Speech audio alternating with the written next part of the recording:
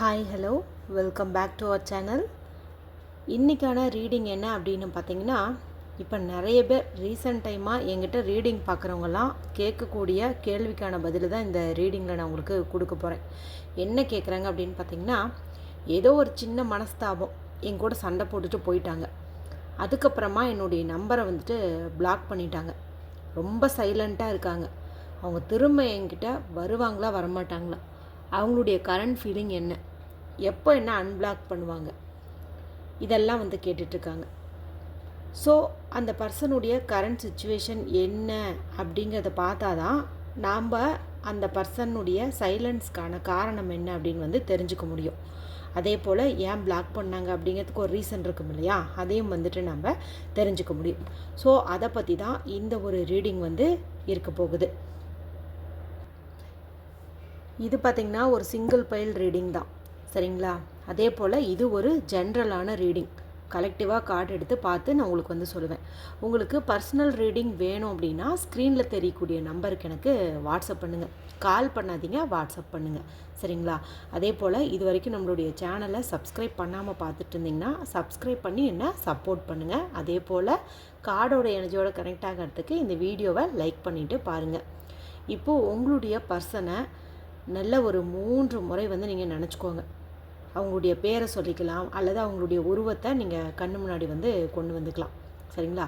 அவங்க no contact சுச்சுவேஷனில் இருக்காங்க அப்படிங்கும்போது இப்போது அவங்க உங்களை பற்றி என்ன நினச்சிட்ருக்காங்க, திரும்ப சேரலாமா இல்லை வேண்டாமா, இல்லை ஏன் சைலண்ட்டாக இருக்காங்க அப்படிங்கிறதெல்லாம் வந்து பார்த்துருவோம், சரிங்களா? முதல்ல ரிலாக்ஸ் பண்ணிட்டு உங்கள் பர்சனை மைண்டுக்குள்ளார நினச்சிக்கோங்க. நம்ம கார்டு எடுத்து பார்த்துருவோம்.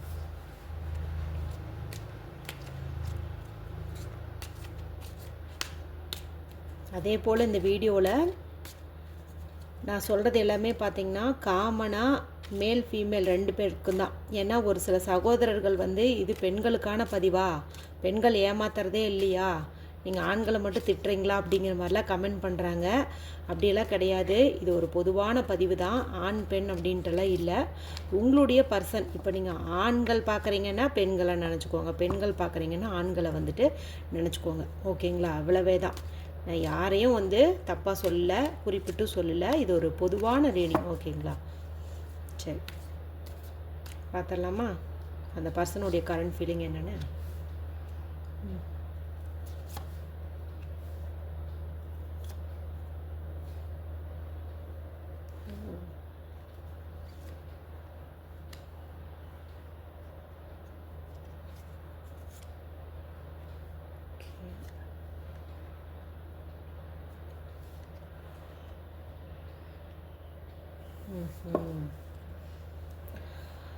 ஓகேங்க, இப்போது நோ கான்டாக்டில் இருக்கிற உங்களுடைய பர்சன் பார்த்திங்கன்னா ரொம்ப சோகமாலாம் இல்லை, சரிங்களா? ரொம்ப வந்துட்டு ஹாப்பியாக தான் இருக்காங்க. அவங்களுடைய வாழ்க்கையில் இப்போ பெருசாக எந்த ஒரு கஷ்டமும் வந்து இல்லை. ரொம்ப ஜாலியாக தான் வந்துட்டு இருக்கிறாங்க.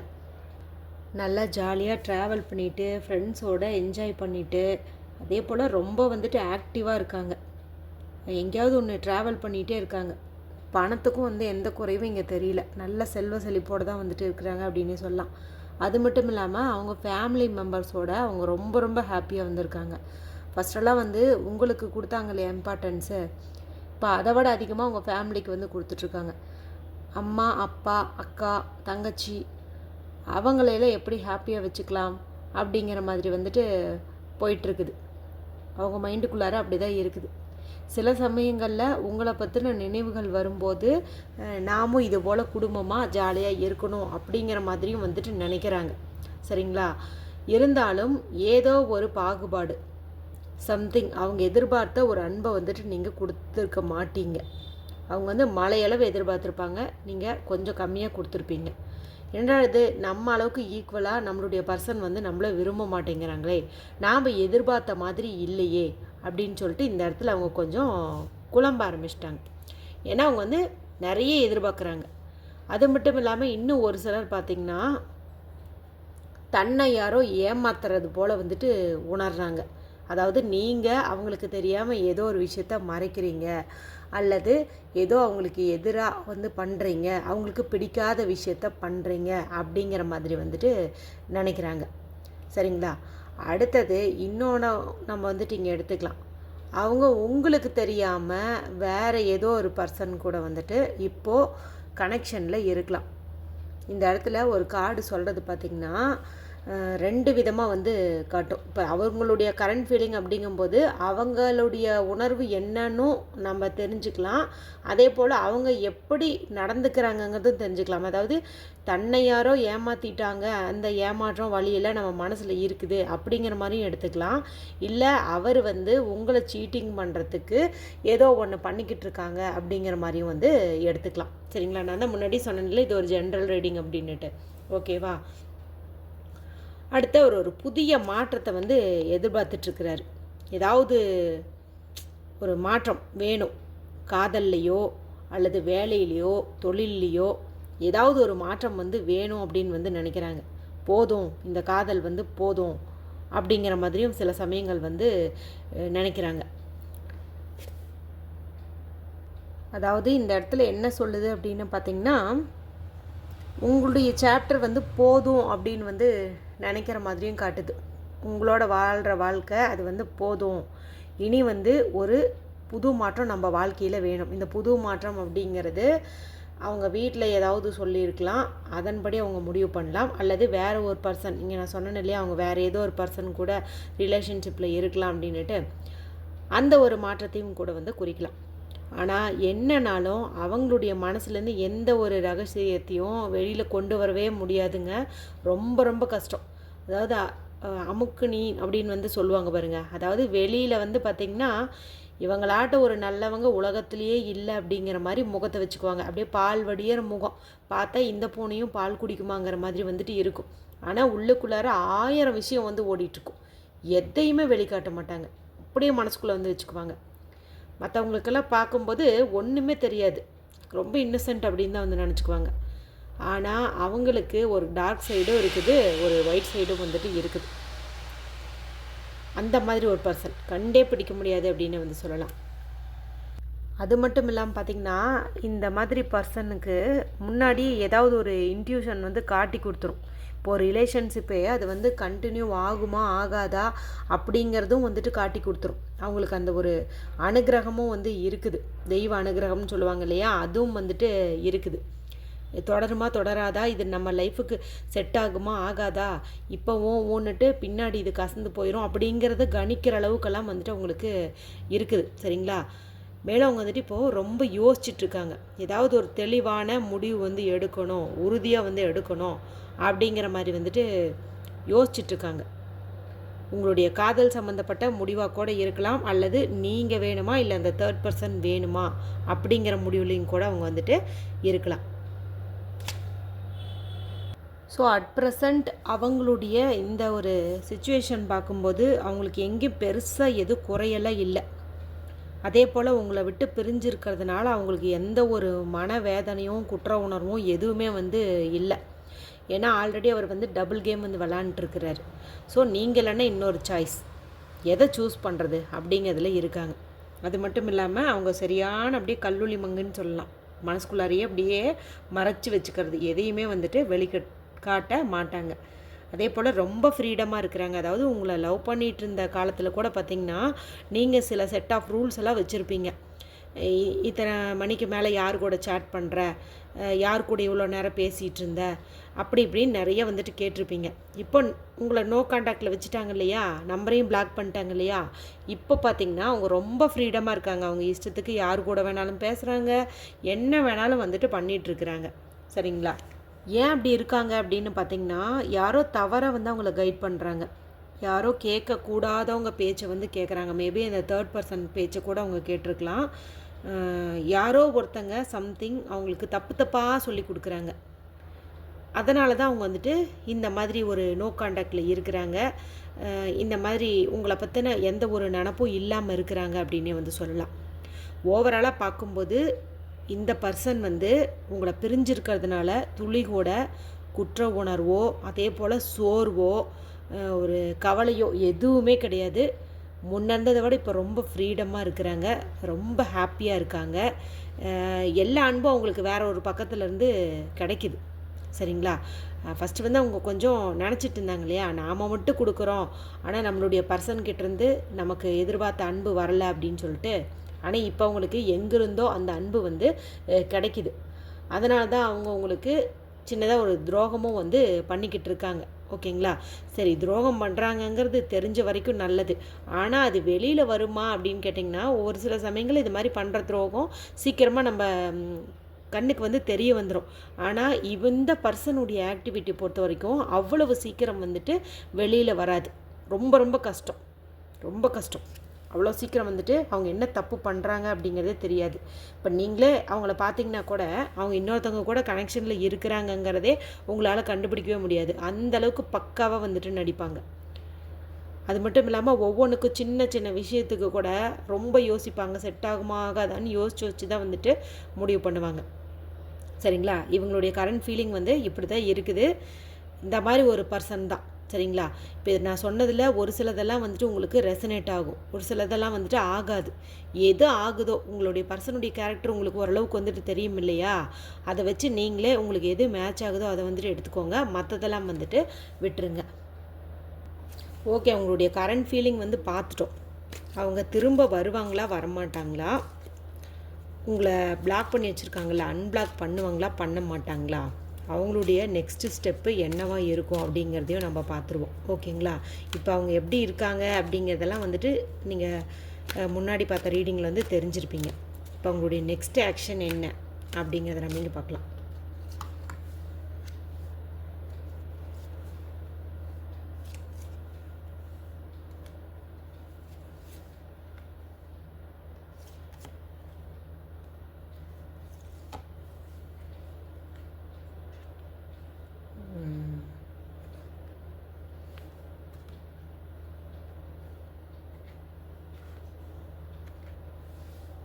அவங்களுடைய நெக்ஸ்ட்டு ஆக்ஷன் என்னவாக இருக்கும் அப்படின்னு பார்த்திங்கன்னா, அவங்க உங்கள் கூட பேசுகிறதுல கொஞ்சம் வந்து ஈகோ பார்க்குறாங்க. அதே போல் அவங்க தன்னுடைய ஈகோவை மாற்றிக்கலானாலும் அந்த தேர்ட் பர்சன் வந்து நீ ஏன் இறங்கி போகிற, அவங்க என்ன அவ்வளோ பெரிய ஆளா, நீ இப்போவே இப்படி இடம் கொடுத்துட்டீங்கன்னா பின்னாடி நீ தான் கஷ்டப்படுவ, அதனால் வந்து அந்த மாதிரி இருக்காத அப்படிங்கிற மாதிரி வந்து கெடுக்கிறாங்க. ஸோ அடுத்தவங்க தலையீட்டால் இவங்க வந்து உங்களை பிரிஞ்சு இருக்காங்க. சரிங்களா? அவங்க கூட சேரலாம் அப்படின்னு நினச்சாலும் அந்த தேர்ட் பர்சன் வந்து நல்லாவே உங்களுடைய லைஃப்பில் வந்து இன்டர்ஃபியர் ஆகுறாங்க. அவங்க என்ன சொல்கிறாங்கன்னா, நீ ரொம்ப அவங்கள நேசிக்காத, ரொம்ப நேசிச்ச அப்படிங்கும்போது உனக்கு ரொம்ப ஏமாற்றம் வரும், நீ ரொம்ப இடம் கொடுக்காத, இது மூலமாக நீ கஷ்டப்படுவ அப்படிங்கிற மாதிரிலாம் வந்துட்டு பிரெயின் வாஷ் பண்ணுறாங்க. உனக்குன்னு ஒரு புது வாய்ப்போ வழியோ கிடைக்காமையா போயிடும், ஒன்று விட்டால் இன்னொன்று வரத்தானே போகுது அப்படிங்கிற மாதிரிலாம் வந்து சொல்கிறாங்க. ஸோ அப்படி சொல்ல சொல்ல இங்கே அவங்களுடைய ஈகோ வந்துட்டு ரொம்ப அதிகமாக தான் ஆக போகுது. சரிங்களா? ஆனால் ஈகோ விட்டாங்க அப்படிங்கும்போது நல்ல ஒரு பாசிட்டிவான சைன் வந்து கிடைக்கும் அப்படின்னே வந்து சொல்லலாம். அதே போல் இந்த பர்சன் பார்த்திங்கன்னா சுயநலமானவங்க, ரொம்ப ரொம்ப செல்ஃபிஷ். சரிங்களா? எதுவுமே வந்து பலனை எதிர்பார்த்து தான் பழகுவாங்க. இவங்களால் ஒரு காரியம் ஆகுது, உங்களால் ஏதாவது ஒரு சந்தோஷம் கிடைக்குது அப்படின்னா மட்டும்தான் உங்கள் கூட வந்து பழகுவாங்க. அந்த மாதிரி ஒரு பர்சன். அதாவது இவங்க நெக்ஸ்ட் ஆக்ஷன்லேயாவது கொஞ்சம் சரியாக இருக்குமா அப்படின்னு பார்த்தா, உங்களால் ஏதாவது ஒரு தேவை இருக்குது, இப்போ உங்களால் அவங்களுக்கு ஏதாவது ஒரு நல்ல வேலை கிடைக்குது, இல்லை உங்களால் அவங்களுக்கு ஏதாவது பிஸ்னஸில் சப்போர்ட் பண்ண முடியும், அதாவது அவங்களுக்கு ஏதாவது ஹெல்ப் பண்ண முடியும், இல்லை உங்களால் அவங்களுடைய பர்சனலான விருப்பங்களை உங்களுக்கு புரியும்னு நினைக்கிறேன் நான் என்ன சொல்கிறேன் அப்படின்ட்டு. நான் வந்து கொச்சையாக சொல்ல விரும்பல, ஏதோ சம்திங் ஃபிசிக்கல் ரிலேஷன்ஷிப் வந்து கிடைக்கும் அப்படின்னா உங்ககிட்ட வருவாங்க. அந்த மாதிரி ஒரு டைப். சரிங்களா? கொஞ்சம் மோசமாக தான் வந்து இருக்குது. அவங்களுடைய அடுத்த கட்ட நடவடிக்கையுமே இது போல தான் வந்துட்டு இருக்குது. இன்னும் ஒரு சில பேர் பார்த்திங்கன்னா அவங்களுக்கு ஏதாவது நல்லது நடக்கணுங்கிறதுக்காக விஷயங்களை வந்துட்டு மறைப்பாங்க. இப்போ பார்த்திங்கன்னா நான் வேறு செட் ஆஃப் கார்டு தான் அந்த ஃபஸ்ட்டு இதுக்கு முன்னாடி பார்த்ததில் வந்து எடுத்து போட்டேன். அதுலேயுமே ஒரு துரோகம் பண்ணுவார் அப்படிங்கிற மாதிரி தான் வந்து தேர்ட் பர்சன் இருக்காங்கங்கிறது வந்துச்சு. இது வேறு செட்டு. இதுலேயும் பாருங்கள் நமக்கு அதே மாதிரி தான் வந்திருக்குது. என்ன சொல்லுது அப்படின்னு பார்த்திங்கன்னா, ஒரு துரோகம் செய்வாங்க, மூன்றாம் நபர் வந்து லைஃப்பில் இருக்காங்க, அதே போல் ரகசியம் வந்து மறைப்பாங்க அவங்களுடைய நல்லதுக்காக. இப்போ உங்ககிட்ட ஹெல்ப் கேட்குறாங்கன்னு வச்சுக்கோங்களேன், வேலை வாங்கி கொடு, பிஸ்னஸ்க்கு ஹெல்ப் பண்ணு, இல்லை ஏதோ ஒன்று பண்ணினாலுமே அவங்க மாட்டிக்க கூடாதுங்கிறதுல ரொம்ப கவனமாக இருப்பாங்க. நான் இத்தனை நாளாக வந்துட்டு நான் இந்த மாதிரி ஒரு தப்பான வழியில் போயிட்டேன், நான் திருந்தி வந்துட்டேன், என்னை ஏற்றுக்கோ அப்படின்லாம் அவங்க வாயிலேருந்து வரவே வராது. உண்மையே வெளியில் வராது. எப்படிப்பட்ட உண்மையும் வந்துட்டு மறைப்பாங்க. அந்த மாதிரி ஒரு பர்சன் அவங்க. சரிங்களா? அவங்களுடைய நெக்ஸ்ட் ஸ்டெப்புமே பார்த்திங்கன்னா அவங்க உங்ககிட்ட உண்மையாக நடந்துக்க மாட்டாங்க.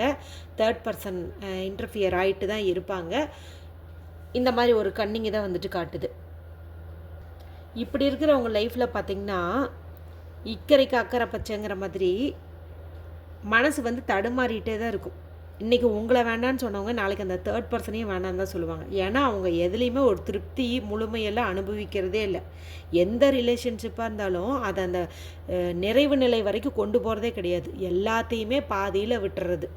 கொஞ்ச நாள் பழகிறது, கொஞ்ச நாள் விட்டுறது. இப்போ அந்த தேர்ட் பர்சனோட மட்டும் அவங்க இருப்பாங்கங்கிறீங்களா? அதுவும் வந்து கிடையாது. அதுவும் வந்து முழுமையாக ஆகாது.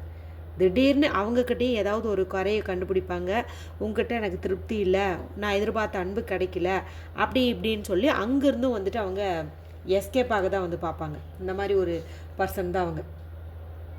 ஆனால் என்னன்னு பார்த்தீங்கன்னா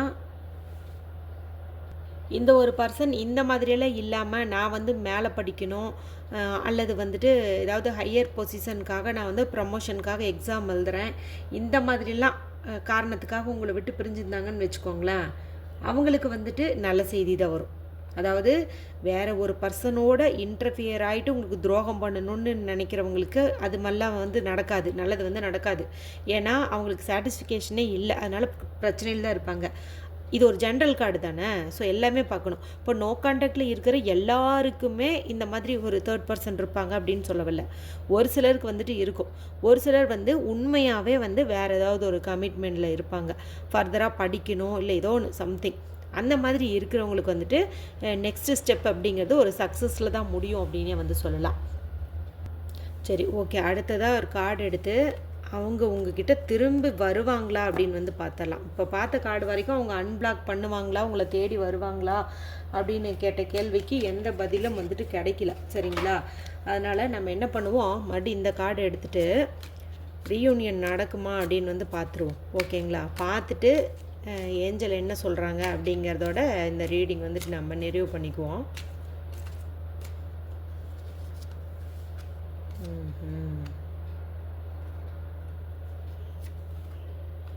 ஓகே ஓகே.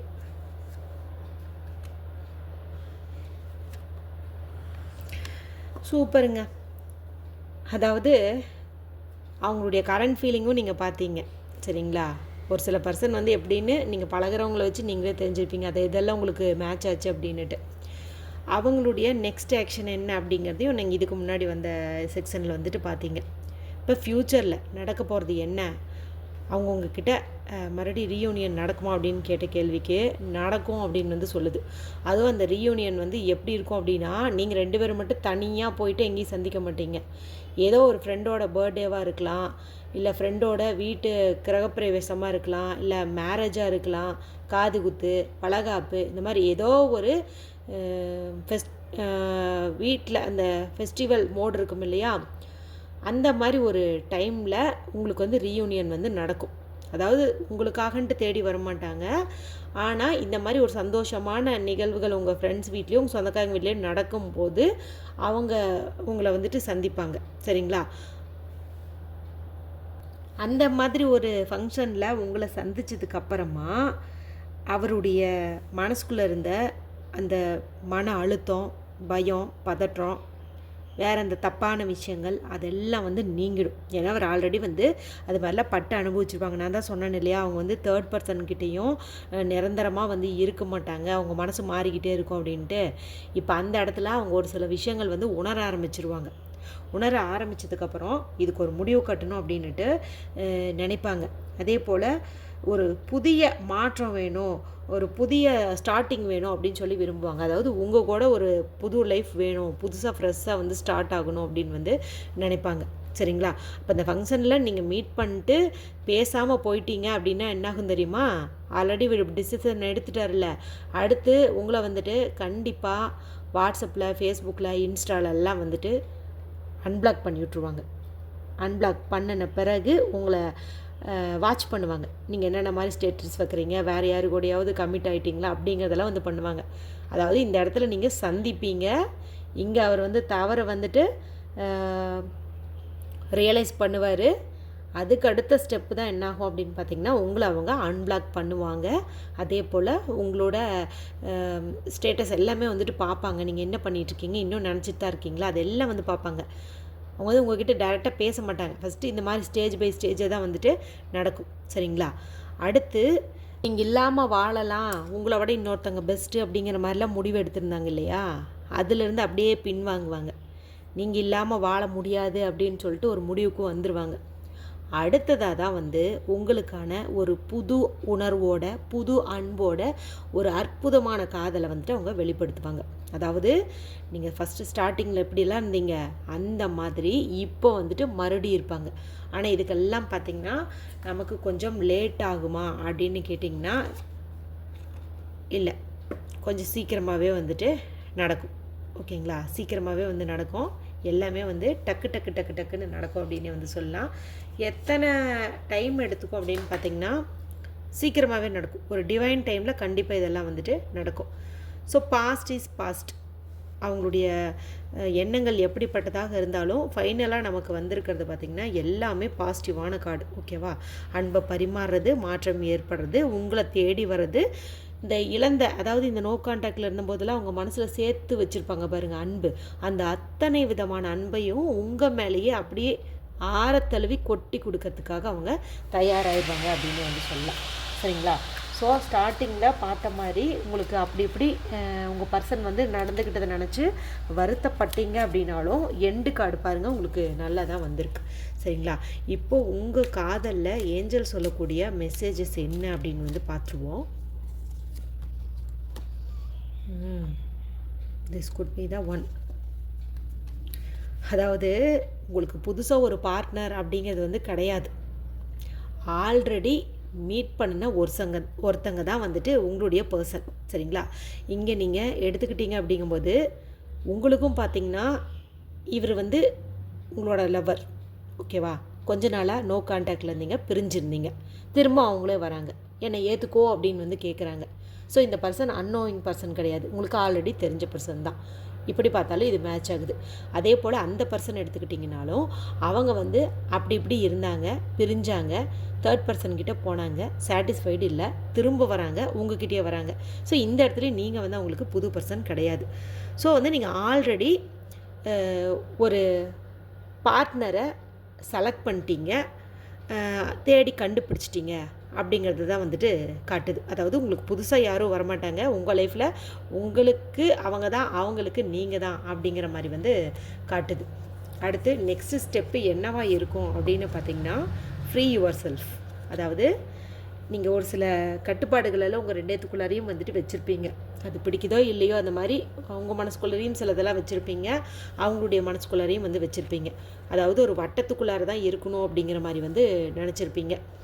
செட் ஆஃப் ரூல்ஸுன்னு கூட சொல்லலாம். அதாவது ஒரு சிலர் எதனால் பிரிஞ்சு போனீங்கன்னு சொன்னேன் இல்லையா, அதாவது ஃப்ரீடம் இல்லை, இத்தனை மணிக்கு மேலே ஃபோன் பார்க்காத, வாட்ஸ்அப்பில் யார் கூட பேசிகிட்டு இருந்தேன், நான் ஃபோன் பண்ணும்போது கால் வெயிட்டிங் வந்துச்சு, யார் கூட இருந்தேன், அந்த மாதிரியெல்லாம் சிலதெல்லாம் வச்சுருப்பீங்க இல்லையா. அதில் இருந்தெல்லாம் வெளியில் வாங்க. ஏன்னா அந்த கண்ட்ரோல்லேருந்து நீங்கள் வெளியில் வந்தீங்கன்னா தான் உங்களுக்கான ஒரு அற்புதமான காதல் வந்து பிறக்கும் அப்படின்னு வந்து சொல்லுது. சரிங்களா? போல் பாருங்கள், the time has to come to clear your energy. இது வரைக்கும் இது போத் ரெண்டு பேர்த்துக்கும் தான். ஏதாவது உங்களுடைய நபருக்கு துரோகம் பண்ணலாம், ஏமாற்றலாம் அப்படிங்கிற மாதிரி ஒரு எண்ணங்கள் ஓடிட்டு இருந்தாலும் அந்த மாதிரி ஒரு நெகட்டிவான எனர்ஜியை உங்கள் மைண்டில் இருந்துட்டு கிளியர் பண்ணுங்க அப்படின்னு வந்து சொல்லுது. சரி, ஃபைனலாக நமக்கு என்ன சொல்ல போகிறாங்க, இந்த மாதிரிலாம் இருந்தால் என்ன ஆகும் அப்படின்னு வந்து பார்த்தலாம். ஓகே, பாருங்கள், இங்கேயும் வந்துட்டு பாஸ்ட் லைஃப் ரிலேஷன்ஷிப்பு தான் வருது. பார்த்தீங்களா? உங்கள் முன்னாடி தான் நான் வந்துட்டு எடுக்கிறேன். இங்கேயும் வந்து நீங்கள் ஆல்ரெடி மீட் பண்ண ஒரு பர்சன் தான் அப்படிங்குது. அதே மாதிரி you have known each other before. அதாவது உங்களுக்கு ஆல்ரெடி இவங்களை பற்றி தெரியும் அப்படிங்கிற மாதிரி தான் காட்டுது. ஓவராலாக பார்க்கும்போது இப்போ நீங்கள் யார் கூட பேசாமல் இருக்கீங்களோ அந்த பர்சன் என்ன ரீசனுக்காக உங்களை விட்டு போயிருந்தாலும் சரி அவங்க திரும்ப வருவாங்க. அப்படியே தேர்ட் பர்சனோடு அப்படி இப்படி பேசிகிட்டு இருந்தாலும் அவங்க பட்டு திருந்தி மறுபடியும் உங்ககிட்ட தான் வந்து வருவாங்க. அந்த மாதிரி ஒரு சமயத்தில் நீங்கள் என்ன பண்ணணும், சில உங்களுக்குன்னு ஒரு கட்டுப்பாடுகளெல்லாம் வச்சுருப்பீங்களே, செட் ஆஃப் ரூல்ஸ் வச்சுருப்பீங்க இல்லையா, அதில் நல்ல விஷயங்களை மட்டும் நீங்கள் ஃபாலோ பண்ணுங்கள். தேவையில்லாமல் டாமினேட் பண்ணணும், ஈகோயிஸ்டிக்காக இருக்கணும்னு இருந்தீங்களா, அதெல்லாம் விட்டுருங்க. சரிங்களா?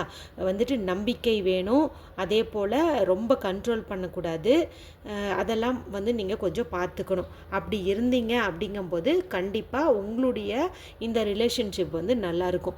அதே போல் சந்திச்சதுக்கப்புறம் மனசு விட்டு பேசுனதுக்கப்புறம் பழைய கசப்பான அனுபவம், அந்த நோ கான்டாக்ட் சுச்சுவேஷனில் என்னென்னவோ நடந்துச்சு இல்லையா, அதில் நீங்கள் வந்து அப்படியே வந்து மறந்துடுங்க. அந்த பழசெல்லாம் மறந்தீங்கன்னா தான் உங்களுக்கான புது ஸ்பேஸில் அந்த புது லவ் வந்து நிரம்பி வழியும். சரிங்களா? இந்த இடத்துல சில ஏமாற்றங்களெல்லாம் நடந்திருக்குது இல்லையா, இனி அந்த மாதிரி ஏமாற்றம் நடக்கக்கூடாது, நம்பிக்கையான ஒரு காதலாக இது இருக்கணும் அப்படின்னா இந்த வீடியோ பார்க்குற எல்லாருமே ரீச் டுகெதர் ஜாய் அப்படின்னு சொல்லி டைப் பண்ணி இந்த கார்டோட எனர்ஜியை வந்து கிளைம் பண்ணிக்கோங்க.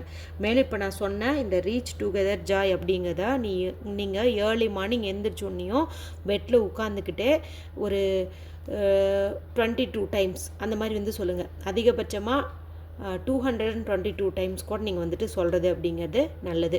இல்லைனா நைட்டு தூங்கிறதுக்கு முன்னாடி ரொம்ப நல்ல தூக்கம் வரும் இல்லையா, கண் சொருகிட்டு வரும் பாருங்கள், அந்த மாதிரி ஒரு டைமில் கூட நீங்கள் இதை வந்துட்டு சொல்லலாம், ரீச் டுகெதர் ஜாய். சரிங்களா? இதை வந்துட்டு நீங்கள் சொல்லுங்கள்.